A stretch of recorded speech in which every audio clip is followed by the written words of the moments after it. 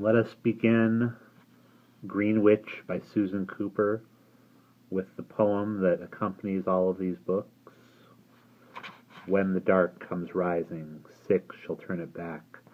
3 from the circle, 3 from the track. Wood, bronze, iron, water, fire, stone. 5 will return and 1 go alone. Iron for the birthday, bronze carried long. Wood from the burning, stone out of song. Fire in the candle ring, water from the thaw. 6 signs the circle, and the grail gone before. Fire on the mountain shall find the harp of gold, played to wake the sleepers, oldest of the old. Power from the Greenwitch lost beneath the sea, and all shall find the light at last, silver on the tree. Greenwitch, Chapter 1. Only one newspaper carried the story in detail, under the headline, Treasures Stolen from Museum. Several Celtic works of art were stolen from the British Museum yesterday. One of them, worth more than £50,000. Police say that the theft appears to be the result of an intricate and so far baffling plan. No burglar alarms were set off. The showcases involved were undamaged, and no signs have been found of breaking in. The missing objects include a gold chalice, 3 jeweled brooches, and a bronze buckle. The chalice, known as the Trewissick Grail, had been acquired by the museum only last summer, after its dramatic discovery in a Cornish cave by 3 children. It had been valued at £50,000, but a museum spokesman said last night that its true value was incalculable due to the unique inscriptions on its side, which scholars have so far been unable to decipher. The spokesman added that the museum appealed to the thieves not to damage the chalice in any way and would be offering a substantial reward for its return. The Grail is an extraordinary piece of historical evidence, unprecedented in the whole field of Celtic studies, he said, and its importance to scholars far exceeds its intrinsic value. Lord Clare, who is a trustee of the British Museum, said last night that the chalice— "Oh, do come out of that paper, Barney," Simon said irritably. "You've read it 50 times, and anyway it's no help." "You never know," said his younger brother, folding the newspaper and cramming it into his pocket. "Might be a hidden clue." "Nothing's hidden," said Jane sadly. "It's all too obvious." They stood in a dejected row on the shiny floor of the museum gallery before a central showcase trailer than the rows of identical glass cases all round. It was empty, save for a black wooden plinth on which, clearly, something had once been displayed. A neat silver square on the wood was engraved with the words, "Gold chalice of unknown Celtic workmanship, believed 6th century, found in Trewissick, South Cornwall, and presented by Simon, Jane, and Barnabas Drew." "All that trouble we had getting there first," Simon said. "And now they've simply come and lifted it. Mind you, I always thought they might. The worst part was not being able to tell anyone who did it." "We could try," Jane said. Simon looked at her with his head on one side. "Please, sir, we can tell you who took the Grail in broad daylight without breaking any locks. It was the powers of the dark." "Pop off, sonny," Barney said, "and take your fairy stories with you." "I suppose you're right," Jane said. She tugged distractedly at her ponytail. "But if it was the same ones, somebody might at least have seen them.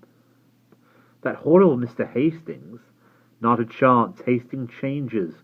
Great Uncle Mary said, don't you remember? He wouldn't have the same name or the same face. He can be different people at different times." "I wonder if Great Uncle Mary knows," Barney said. "About this?" He stared at the glass case and the small, lonely black plinth inside. 2 elderly ladies in hats came up beside him. One wore a yellow flower pot, the other a pyramid of pink flowers.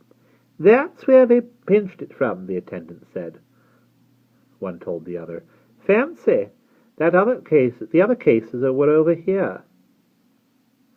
"Tut, tut, tut," said the other old lady, and they moved on. Absently, Barney watched them go, their footsteps clopping through the high gallery. They paused at a showcase over which a long-legged figure was bending. Barney stiffened. He peered at the figure. "We've got to do something," Simon said. "Just got to," Jane said. "But where do we start?" The tall figure straightened to let the behatted ladies approach the glass case. He bent his head courteously, and a mass of wild white hair caught the light. Simon said, "I don't see how Great-uncle Merry could know. I mean, he isn't even in Britain, is he? Taking that year off from Oxford. Sabbatical, Jane said, in Athens. And not even a card at Christmas."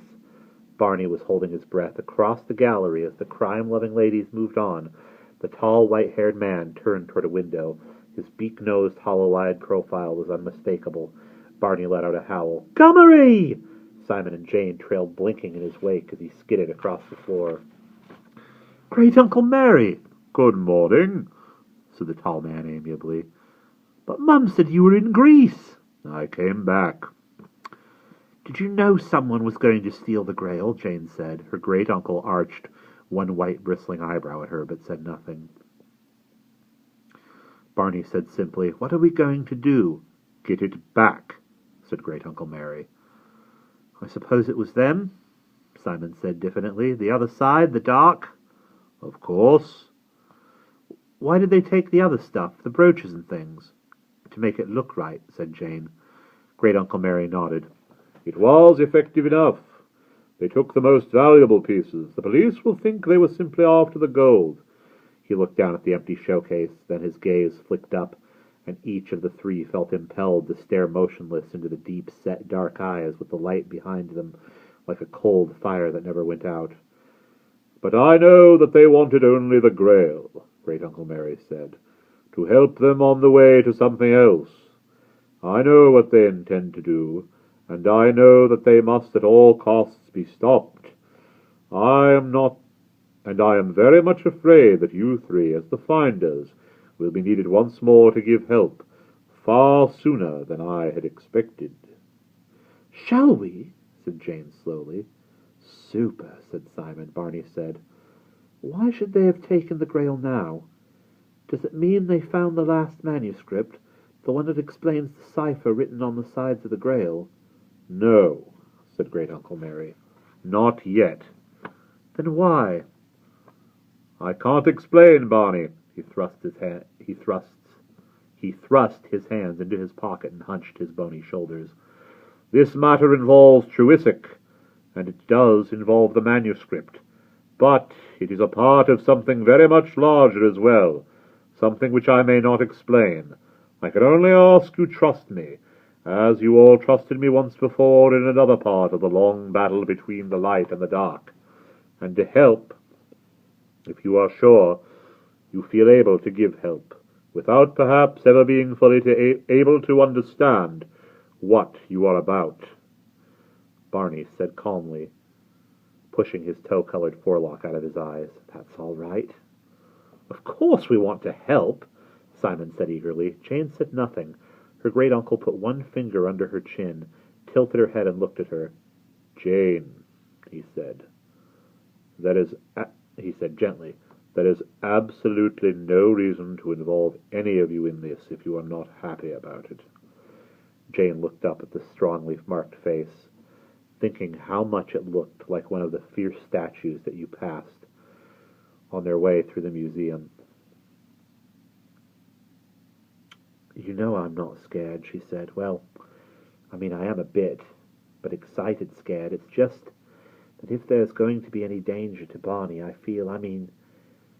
he's going to scream at me, but he is younger than we are, and we oughtn't." Barney was scarlet. "Jane!" "It's no good yelling," she said with spirit. "If anything happened to you, we'd be responsible, Simon and me." "The dark will not touch any of you," Great-uncle Merry said quietly. "There will be protection. Don't worry, I promise you that. Nothing that may happen to Barney will harm him." They smiled at one another. "I am not a baby." Barney stamped one foot in fury. "Stop it," said Simon. "No one said you were." Great-uncle Merry said, "When are the Easter holidays, Barney?" There was a short pause. "The 15th, I think," said Barney grumpily. "That's right," Jane said. "Simon's start a bit before that, but we all overlap by about a week." "It's a long way off," Great-uncle Merry said. "Too late?" They looked at him anxiously. "No, I don't think so. Is there anything to prevent the three of you from spending that week with me in Trewissick?" "No, nothing. Not really. I was going sort of, to a sort of ecology conference, but I can get out of that. Simon's voice trailed away as he thought of the little Cornish village where they had found the Grail. Whatever adventure might now follow had begun there, deep inside a cave in the cliffs, over sea and under stone, and at the heart of things now. As he had been then, would always be Great-Uncle Merry, Professor Merriman Lyon, the most mysterious figure in their lives, who, in some incomprehensible way, was involved with the long struggle for control of the world between the light and the dark. "I'll speak to your parents," his great-uncle said. "Why Trewissick again?" Jane said. "Will the thieves take the Grail there?" "I think they may." "Just 1 week," Barney said, staring pensively at the empty showcase before them. "That's not much of a quest. Will it really be enough?" "It's not very long," said Great-Uncle Merry, "but it will have to do." And we'll pause there.